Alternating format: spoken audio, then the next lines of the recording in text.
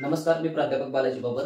Maharashtra state board exam 2025 यासाठी chemistry विषयासाठी जे विद्यार्थी प्रिपरेशन करत आहेत त्या विद्यार्थ्यांसाठी चॅप्टर क्रमांक 1 ते 16 यासाठी आपण आयएमपी क्वेश्चन बनवले आहेत. ते आपण लेक्चर टू लेक्चर काय करत आहोत, डिस्कस करत आहोत. चॅप्टर क्रमांक 7 एलिमेंट ऑफ ग्रुप 16, 17 आणि 18 या चॅप्टरसाठी आपण आयएमपी क्वेश्चन पाहणार आहोत. तर सुरू करूया. याच्यामध्ये एलिमेंट ऑफ ग्रुप 16, 17 आणि 18 याच्यामधला जो पहिला आयएमपी क्वेश्चन आहे, right down trend in periodic properties. Right down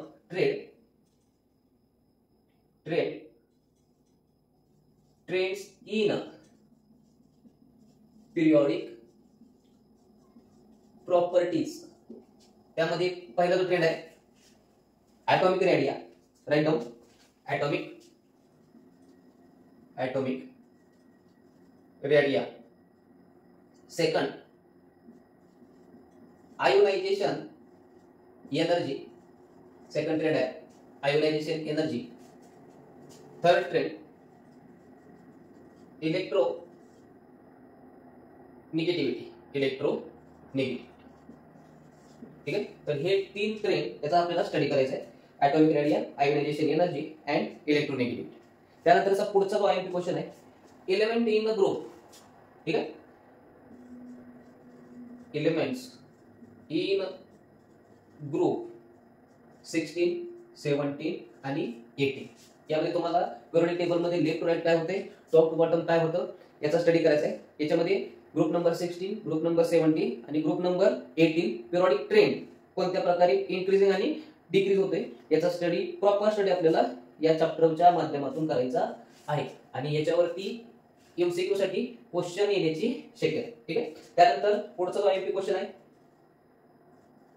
anomalous behaviour of oxygen and fluorine. महत्वाचा क्वेश्चन. ठीक आहे. Madam anomalous behaviour of oxygen and fluorine.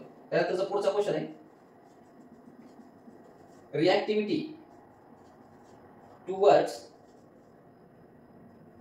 Hydrogen when oxygen, halogen and metal. Reactivity घ्यायची. त्यानंतर पुढचा जो type आहे क्वेश्चनचा त्यामध्ये स्ट्रक्चर आहे.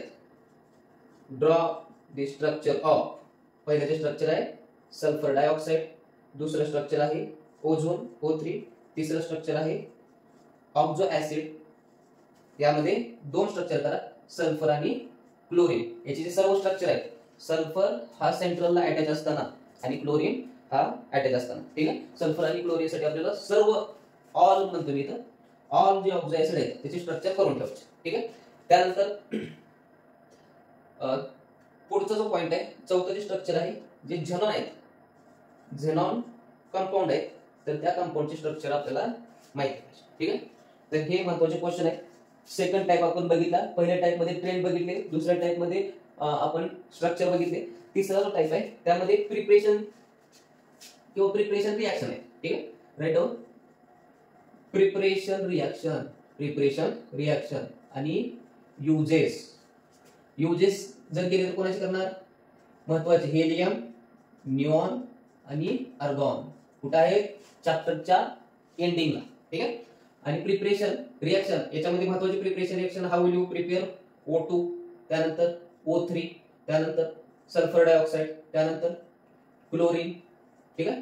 त्यानंतर H2SO4 सल्फ्युरिक ऍसिड आणि सहावं जे आहे झेनॉन क्लोराइड.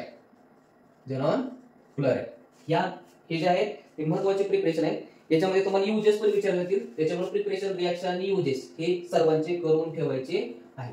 त्यानंतरचा पुढचा महत्वाचा क्वेश्चन आहे डिस्टिंग्विश करायचे आपल्याला कुणाला, रोहोम्बिक सल्फर आणि monoclinic sulphur. Right down distinguish between rhombic and monoclinic sulphur. ठीक आहे. पुढचा जो आयएमपी क्वेश्चन आहे इंटरहॅलोजन कंपाऊंड किंवा question is what are interhalogen compound. What is interhalogen compound. Interhalogen compound. आणि चॅप्टरचा शेवटचा question oxidising properties of sulphuric acid सगळ्यात महत्वाचा क्वेश्चन आहे. Oxidising property of sulphuric acid.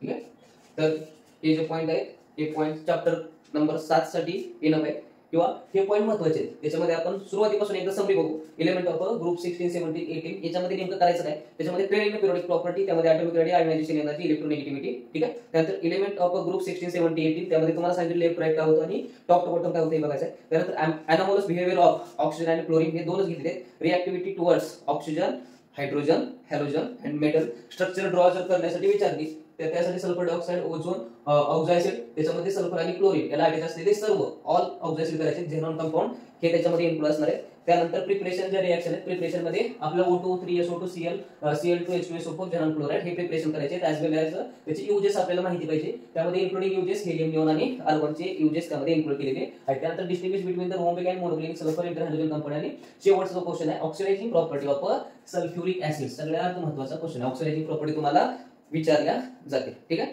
तर 7 नंबरच्या चॅप्टर मध्ये एवढे जे क्वेश्चन आहेत हे आपण डिस्कस केले. 8 नंबरचा चॅप्टर आपल्याला बघायचा आहे त्या transition and inner transition element याच्यामध्ये जे महत्त्वाचे जे क्वेश्चन आहेत ते आपण डिस्कस करणार आहोत. तो तास इतकंच. तोपर्यंत अभ्यास करत राहा. धन्यवाद.